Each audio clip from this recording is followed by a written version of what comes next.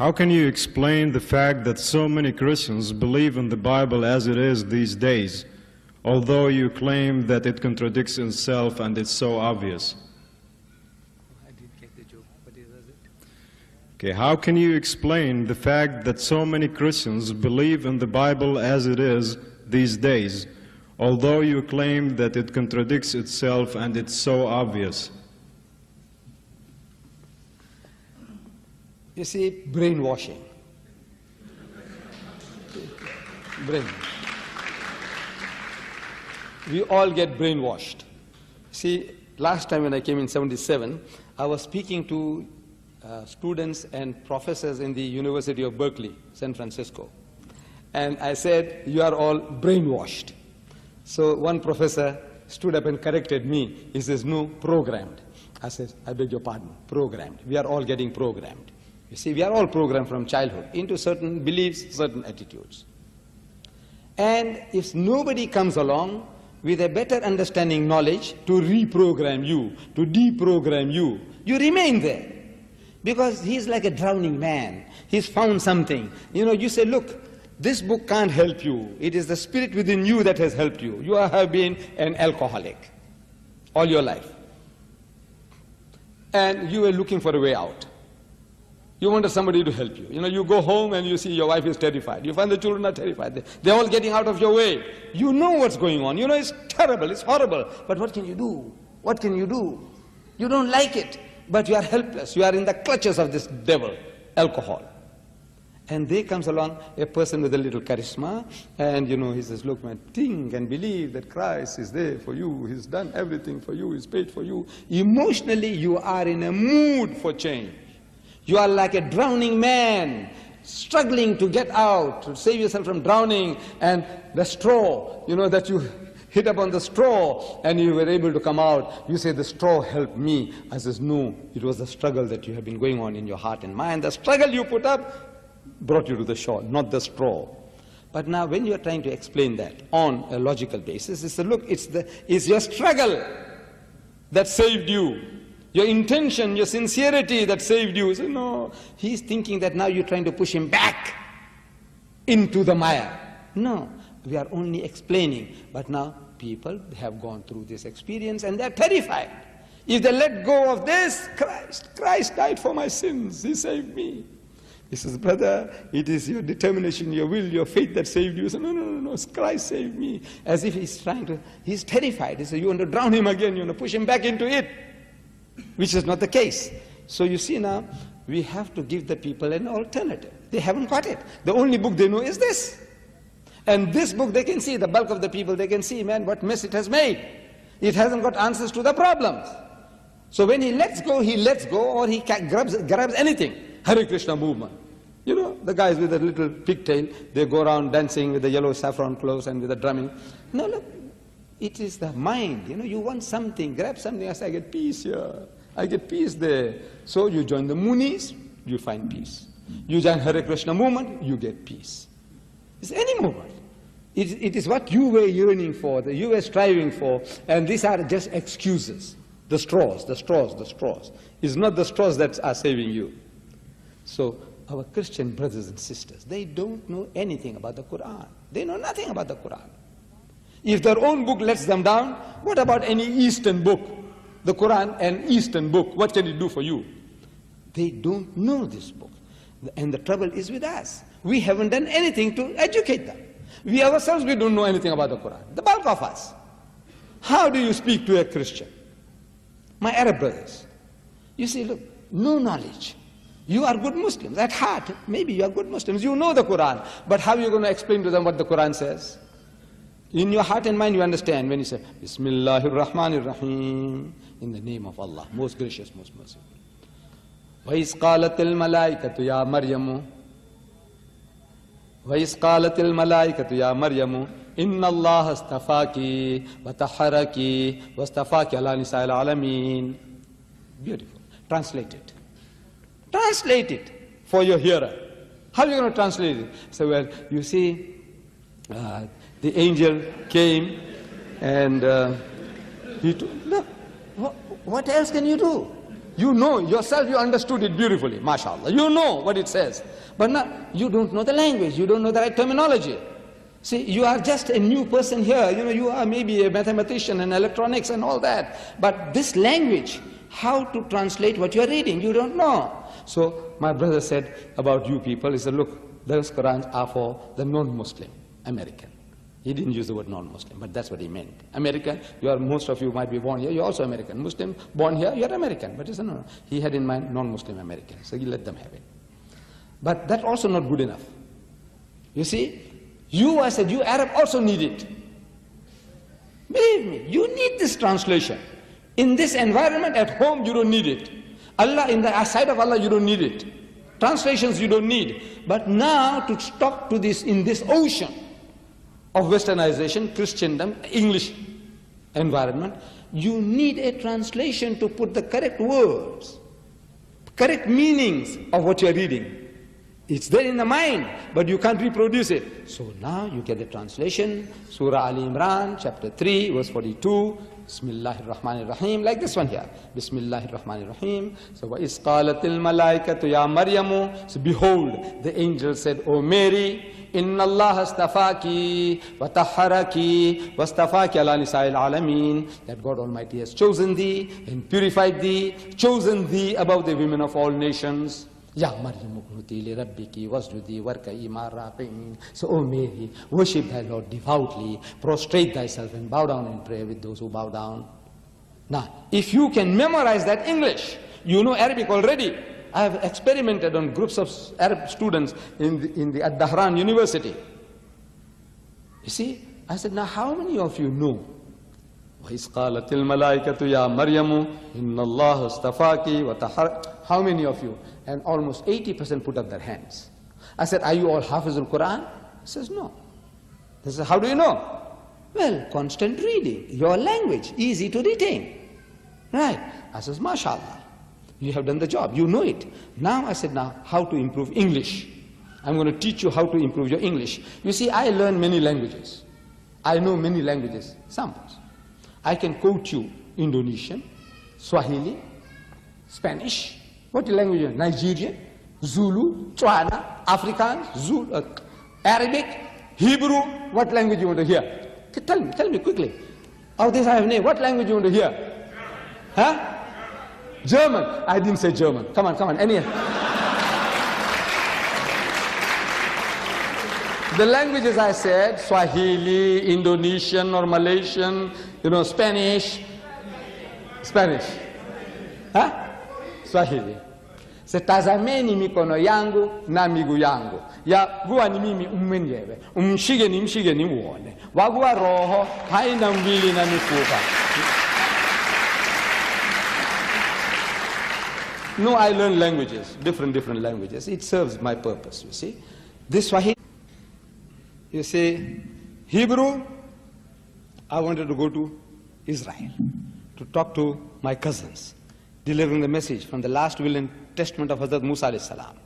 So I said, I go to them and talk to them. I said, you see, in the last will and testament of Musa alayhi salam, book of Deuteronomy, chapter 18, verse 18, it says, Navi akim lahim mikarib akhayhim kamukhawinatati before vidhi bir. I want to speak to my Arab brothers. I don't know Arabic. So I get the Arabic Bible. So I meet Christian Arabs. I said, you know Arabic? He said, yes. I had an argument with a fellow who was giving me a lot of trouble in Canada at a place called Hamilton. You see, a lecture, at the end of the lecture, this man here is asking me questions and he won't let go. Another question and another question. Fortunately, you haven't got the chance tonight, you see. This is all written on paper, so you've got no chance of coming back in a hurry. But that man there, verbal question, one question, I answer that, another one and another one. Eventually, when the meeting is over, he's still around me, he won't let me go. From his tongue, I can make out he's an Arab, and from what he's asking, I know he's a Christian. So I said, you Arab? He said, yes. He said, I'm a Christian from the Lebanon. I said, you know Arabic? He said, yes. Of course, he says, that's my mother tongue. I said, go, you don't know Arabic. This is intellectual judo. You know judo? Intellectual. You say, no, I mustn't do it like that. So I said, look, you are 1,000 million, you're doing your own way. Go ahead, I'm not interfering with you. This is my way, you see. When I was young, I did judo, I did boxing, I did wrestling, I did weightlifting. Therefore, you see, I'm 69, I'm still standing straight.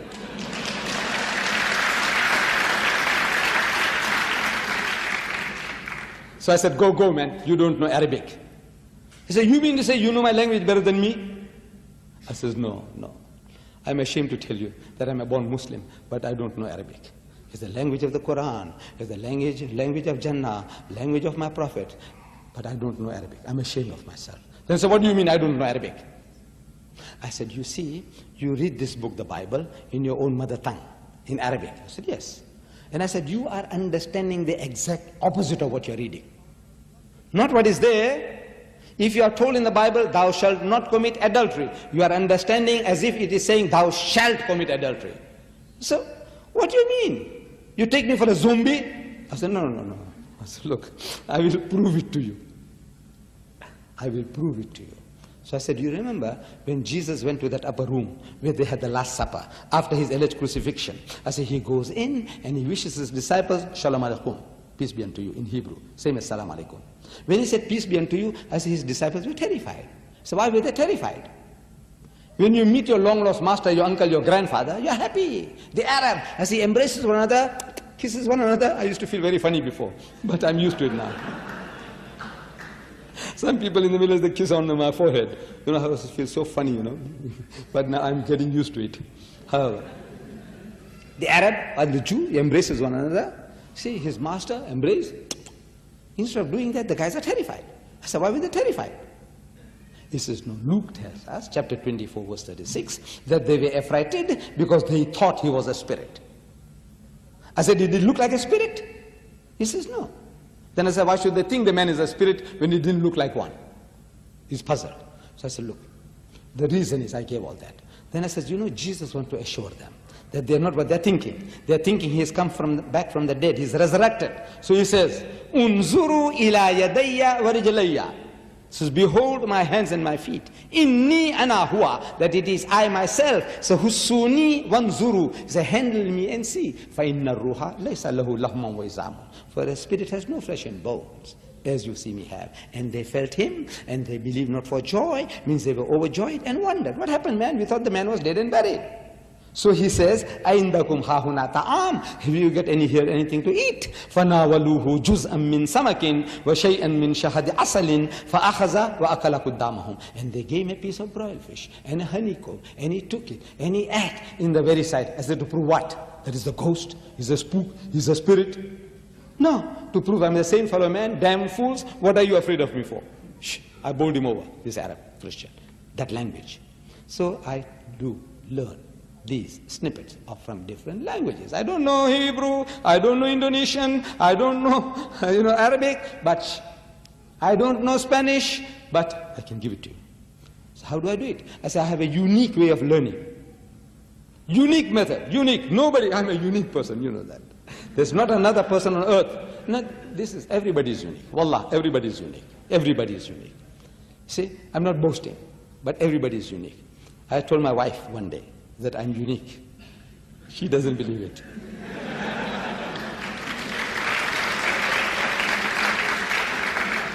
But I proved it to her. She didn't believe it. She's thinking I'm boasting. Nobody like me. I said, no. I say, I'm unique. There is really nobody like me. She says, no. So I said, in the family, Mr. So-and-so, I don't know, take the name. So she sees, mentally she sees the fellow. I said, is there another guy like him? So she says, no. I said, our son, my eldest son, Ibrahim. I said, is there another guy like him? So she scans. She says, no. I said, your brother, Ibrahim, her brother. I said, is there another guy like him? So she scans. She says, no. I said, you see, I tell you, everybody is unique. But I have a unique method. It is unique. I said, you see, I use the Bible to learn these languages. Any language I want to learn, I go and get a Bible in that language because they got it in 2,000 different languages. And I know the Bible in English extensively by heart. People think I'm Hafizul Bible, which is not the case. Hafizul Quran is not the case. But it seems at times, Hafizul Quran, Hafizul Bible. I'm not. But I know this book extensively. I haven't come across a single Christian in my life who knows his Bible better than I know. Alhamdulillah.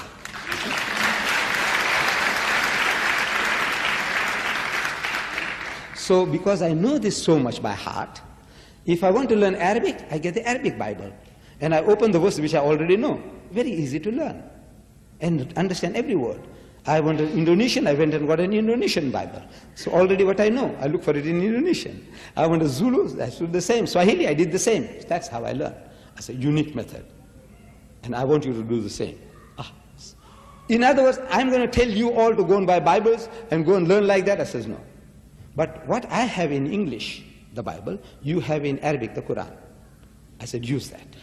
You know this? Verses? I say, yes. Now you get an English translation. Look at the verse that you already know. وَإِذْ قَالَتِ الْمَلَائِكَةُ يَا مَرْيَمُ. So behold, the angel said, O Mary. Memorize that. Behold, the angel said, O Mary, إِنَّ اللَّهَ اسْتَفَاكِ وَتَحَّرَكِ وَاسْتَفَاكِ عَلَى نِسَاءِ الْعَالَمِينَ. So I said, learn that English. Verse by verse. You know Arabic? Now learn English. Now, once you have done that, your vocabulary is improving. Construction of sentences is improving. Now, an opportunity for use. I said, here around Dahran, I'm told that there were some 10,000 Americans. I said, they're all your customers.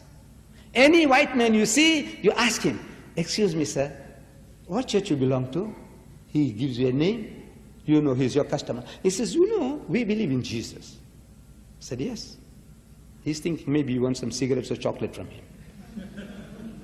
He says, you know what my book says about Jesus? He says, no. It says, Bismillahir Rahmanir Rahim. وَإِذْ قَالَتِ الْمَلَائِكَةُ يَا مَرْيَمُ. So behold, the angel said, O Mary, إِنَّ اللَّهَ اسْتَفَاكِ وَتَحَّرَكِ وَاسْتَفَاكِ. I said, do that. Practice. Talk. And as soon as you go to Britain or America for studies, you will be on a better wicket.